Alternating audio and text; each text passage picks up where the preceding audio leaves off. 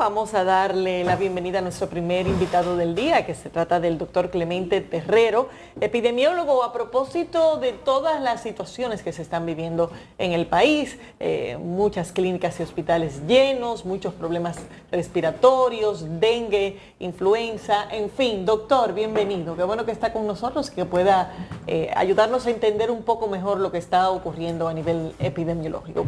Bueno, muchas gracias por su invitación. Empecemos, doctor, por la situación del dengue, que es posiblemente lo que ha traído más preocupación y donde se han seguido reportando muertes. ¿Cuál es el panorama que tenemos en la actualidad? Bueno, la situación todavía sigue siendo preocupante.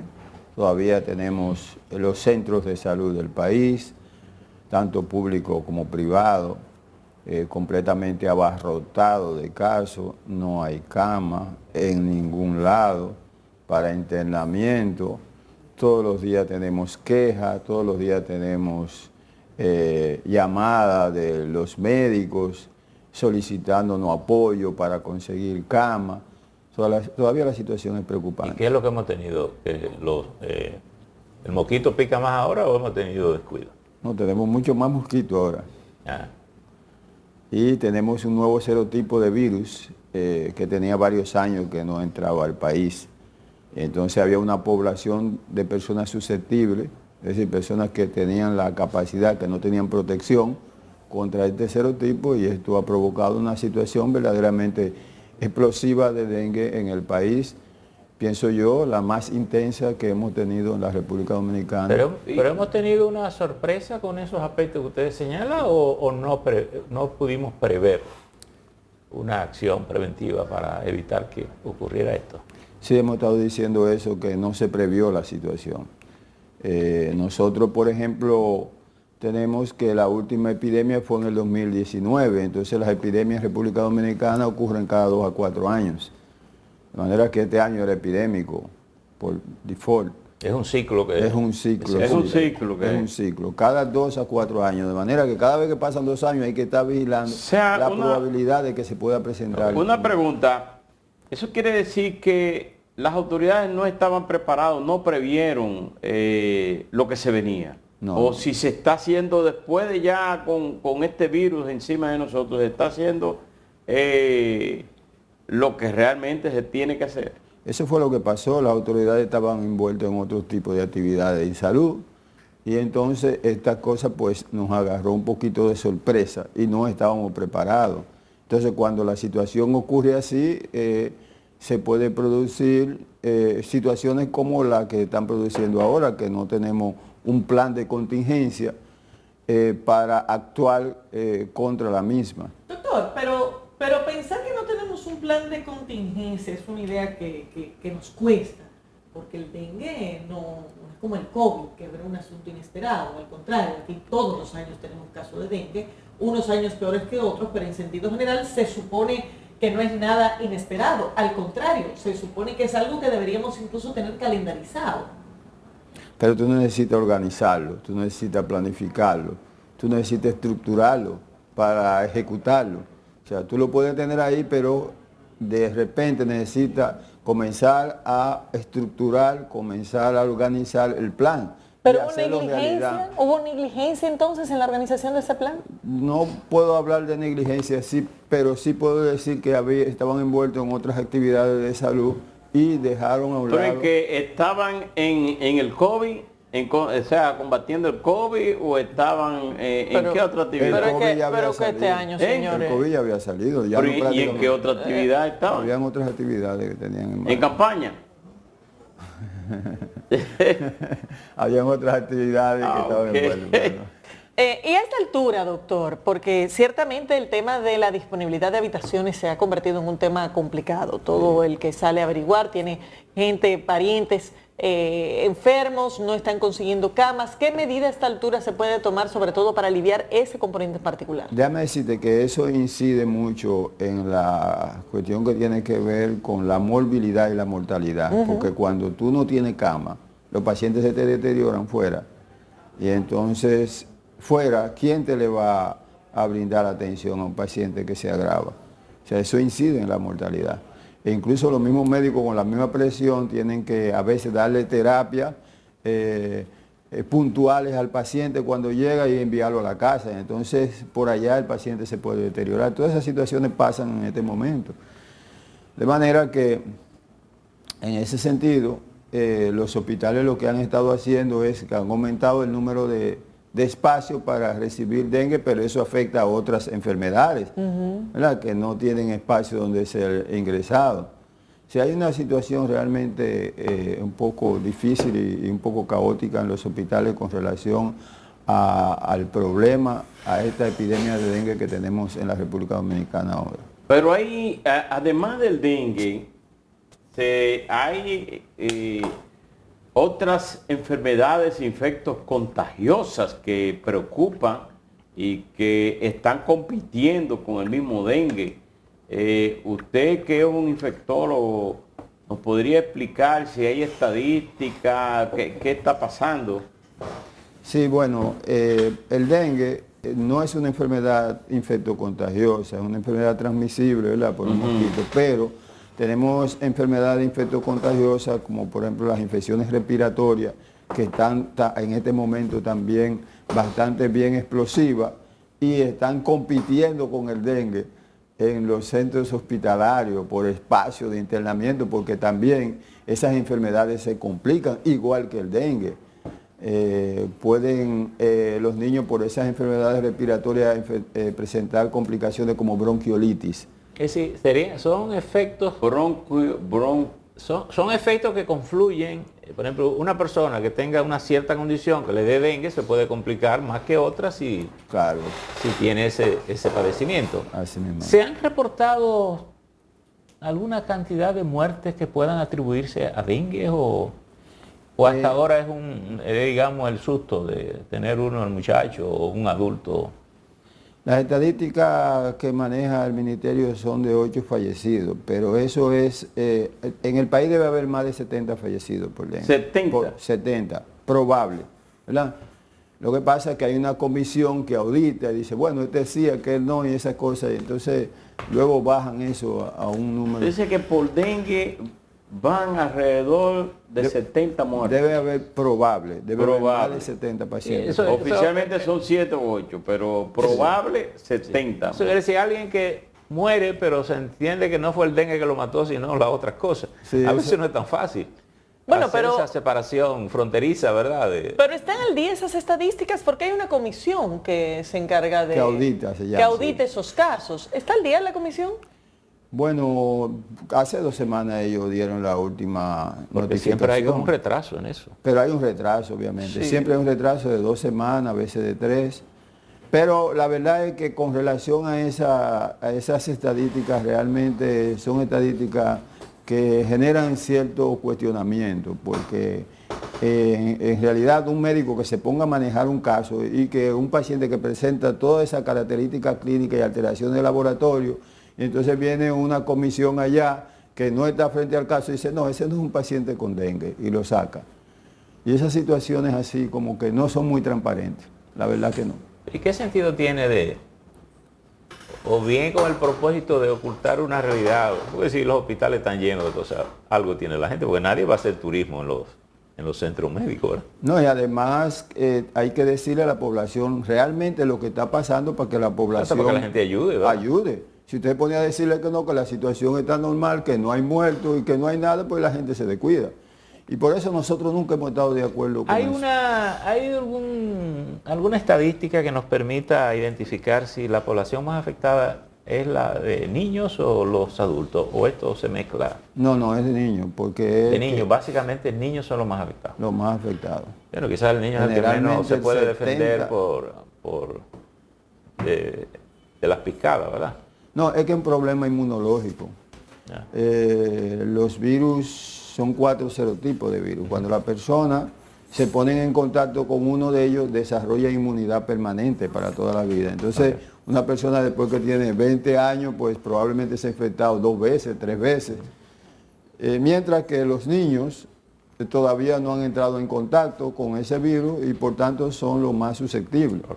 Y, por ejemplo, un problema que nosotros siempre hemos dicho con relación a lo que tenemos actualmente con el dengue en el país, o de los factores que han producido esto, es que Todos los que nacieron de 2019 hasta el 2023, que son casi 800.000, porque nacen 200.000 niños por año en la República Esos son Dominicana, potencialmente son susceptibles. O sea, clientes para ese virus.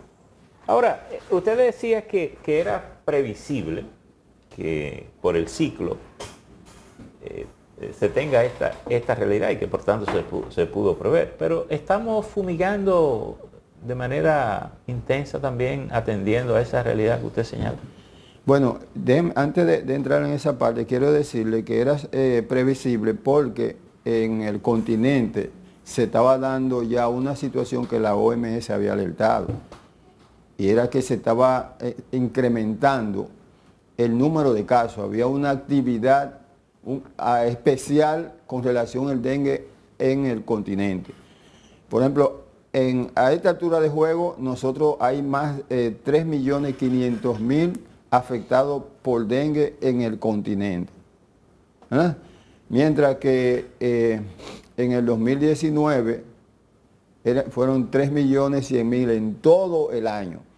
De manera que este año probablemente en el continente sobrepasamos los 4 millones. O sea que era una situación que se podía prever. Se estuvo hablando de una nueva vacuna desarrollada en Japón, que de hecho se habló de que las autoridades están contemplando traer una buena cantidad de dosis de vacunas. ¿Cuál es la perspectiva que hay con relación a esa opción? Bueno, esa sería una opción bastante buena, porque frente a la falta de efectividad de los planes que hemos llevado a cabo aquí en el país contra el dengue, y prácticamente se puede decir en los demás países, la opción más importante y que pudiera ayudarnos más es la vacuna, que tiene 4 serotipos, aunque la vacuna todavía tiene algunas debilidades porque protege más contra algunos serotipos que contra otros. Y bueno, pero la ausencia de vacuna no protege contra ninguno. Claro, claro. La vacuna sería una buena opción. ¿Y por qué no se ha acelerado ese proceso? Bueno, la vacuna está recientemente saliendo ahora. Tú sabes que para adquirir esos tipos de, digamos yo, de propuestas, hay que llevar a cabo un proceso interno de compra, de planificación, de verificación a nivel internacional de la efectividad de la vacuna, y hay que evaluar muchas cosas. Probablemente en su momento tengamos las vacunas en el país. En el caso del dengue, la influenza o estas enfermedades respiratorias, ¿cuál de estas tres es más agresiva en estos momentos? Bueno, el dengue es mortal. O sea, el dengue produce una elevada mortalidad. Decir también que esa mortalidad está asociada a varios factores. Hay factores sociales, factores que tienen que ver con la atención, con los servicios de atención, también con el nivel educacional de los familiares. Decirte que con relación, por ejemplo, a las enfermedades respiratorias, no es solamente la influenza, hay otros virus también incluidos ahí. ¿Cómo cuáles? Está el virus sincitial respiratorio, está el adenovirus, además del virus de la influenza, y también tenemos, bueno, en menor número de casos, el mismo virus del COVID. Doctor, desde el punto de vista del protocolo, es un tema que se puede confundir con si el médico no sigue el recorrido esencial para determinar que un paciente está afectado por dengue o no. ¿Cuál es la realidad de los hospitales, tanto públicos como privados, cuando el paciente llega para ser diagnosticado por esta situación? Bueno, hoy tenemos más conocimiento sobre el dengue, y nosotros mismos hemos estado haciendo recorridos a nivel nacional, entrenando, capacitando a los médicos sobre el diagnóstico de dengue temprano, porque lo importante es hacer un diagnóstico temprano y tomar una decisión temprana. Nosotros, por ejemplo, el jueves vamos para San Francisco de Macorís, el miércoles vamos para San Francisco de Macorís, y el jueves vamos para Barahona. ahora mismo todo el que tiene fiebre es dengue hasta que se demuestre lo contrario. Sí, Claro. hay que tratarlo como un paciente. Hay que investigarlo como dengue. Exacto. Digamos, básicamente a esa parte que me refiero. Por ejemplo, una cosa, yo llego con fiebre y usted me dice, eso es dengue, pero puede que no tenga dengue. Claro, puede que no tenga. Entonces se supone que usted debe hacerme un procedimiento para verificar esa sospecha, ¿verdad? Claro, ¿Están los médicos y los centros cumpliendo con ese procedimiento? Claro, el principal recurso es el hemograma. Es el principal medio de sospecha. El hemograma te va a proporcionar informaciones importantes. Okay. Lo primero es que muy temprano comienza a haber disminución de los glóbulos blancos. Okay. Y ya el médico tiene que tener eso como un indicador de que pueda tener dengue. Y posteriormente a eso viene la disminución de las plaquetas. Okay. Y con eso el médico puede actuar, más viendo las condiciones del paciente, el estado de salud del paciente. ¿La seguridad social en este caso le cubre a los pacientes? El hemograma sí lo cubre. Tenemos una prueba rápida, muy buena, que no la teníamos en el pasado, que desde el primer día podemos hacer el diagnóstico de dengue. Pero esa es como la del COVID, porque había una rápida del COVID, a veces decía que sí, otra que no. Esta es más efectiva. Esta es más efectiva. Sí, esta es más efectiva. Se puede hacer el primer día. Esa prueba la conocí en Cuba, en un evento que había de dengue, efectivamente, y actualmente ya la tenemos en el país. Y la estamos utilizando de manera generalizada. Claro, no la tienen los hospitales, la tienen los centros de salud privados y los laboratorios privados, pero usted puede hacer el diagnóstico temprano. ¿En qué consiste ¿Y por esa qué el prueba? Estado no para los hospitales no la tiene? No ha adquirido. Es una prueba un poquito costosa y no está, las ARS no la cubren. ¿Cómo se hace? De sangre. ¿Qué de sangre? ¿Y en qué Una tiempo se muestra tiene de sangre. respuesta? Es una muestra de sangre para investigar una proteína del virus que se llama proteína NS1. ¿Y en qué tiempo se tiene disponible normalmente ese resultado? En una hora. En una hora. Pero ¿y cómo está conceptualizado la cobertura que no me da, es decir, que no me asegura mi seguro, que yo me pueda hacer la prueba rápido para ver si me puedo morir o no, porque el seguro de aquí como que no tiene sentido. Si yo tengo dengue y me hacen una prueba, ¿por qué tiene que ser? Esos seguros son para hacer cuarto, no para, no para cubrir cubre. salud. ¿Cómo fue que dijo? Para hacer cuarto, Hacer dinero, no para hacer salud. no es para hacer salud. Los seguros médicos están para hacer dinero, No para hacer salud. Sí, y no se pueden hacer ambas cosas. Claro que sí se pueden hacer, pero aquí en la República Dominicana la ley se aprobó así. Por ejemplo, como paciente, ¿qué me costaría a mí hacerme una prueba rápida para yo determinar si tengo la enfermedad o no? 2,000 pesos. 2,000 pesos.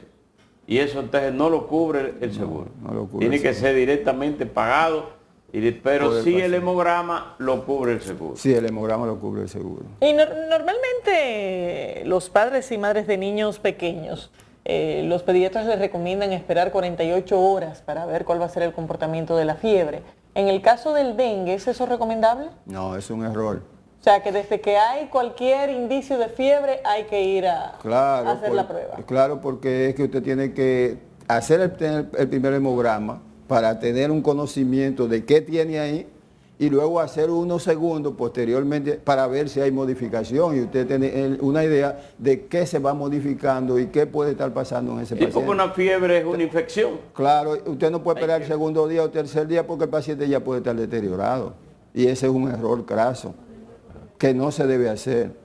Las recomendaciones que usted como experto y profesional en la materia de infectología, ¿cuál es la recomendación a las autoridades y a la población en sentido general? Ya yo se lo he hecho varias veces a la autoridad. A filosofar un poco.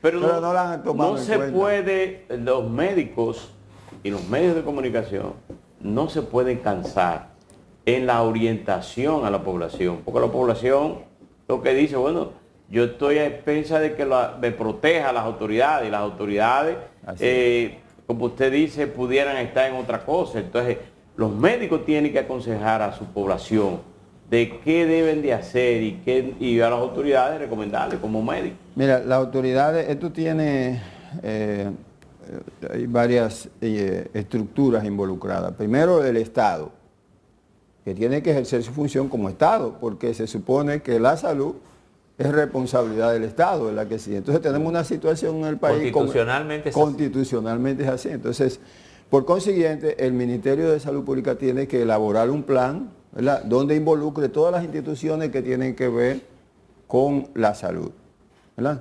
Como por ejemplo el mismo Ministerio de Salud Pública, las CAS, las escuelas, el Ministerio de Educación, ¿verdad?, los ayuntamientos. Todas esas instituciones tienen que involucrarse. Las estructuras territoriales del Estado Dominicano, porque el dengue es una enfermedad de la comunidad y de deterioro de la higiene y de deterioro de la recogida de basura o de desechos.